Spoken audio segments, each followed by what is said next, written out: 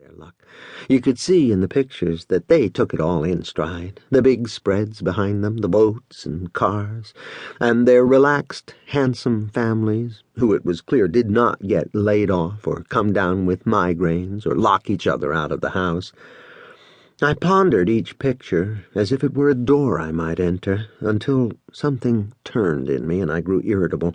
Then I put the albums away and went back to Clark's room to inspect his work and demand revisions. Sure and commanding in everything but this, Clark took most of my ideas to heart, which made a tyrant of me. The more attentive he was, the more I bullied him. His own proposals I laughed off as moronic jokes. Clark cared more for the perfection of the plane than for his own vanity. He thought nothing of crumpling a page he'd spent hours on and starting over because of some brainstorm I'd had. This wasn't humility, more an assurance that ran to imperturbable depths and rendered him deaf to any appeal when he rejected one of my inspirations.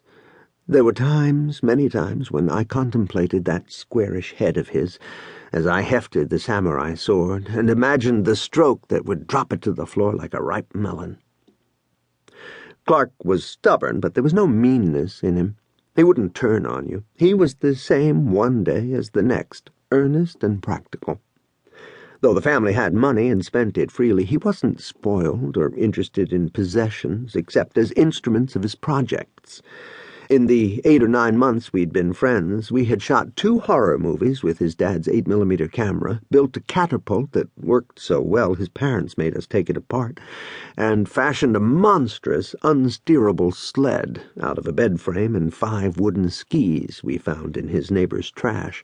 We also wrote a radio mystery for a competition one of the local stations put on every year, Clark patiently retyping the script as I improvised more tortuous plot twists and highfalutin dialogue. "My dear Carstairs, it was really most astute of you to notice the mud on my smoking jacket. How unfortunate that you failed to descry the derringer in my pocket."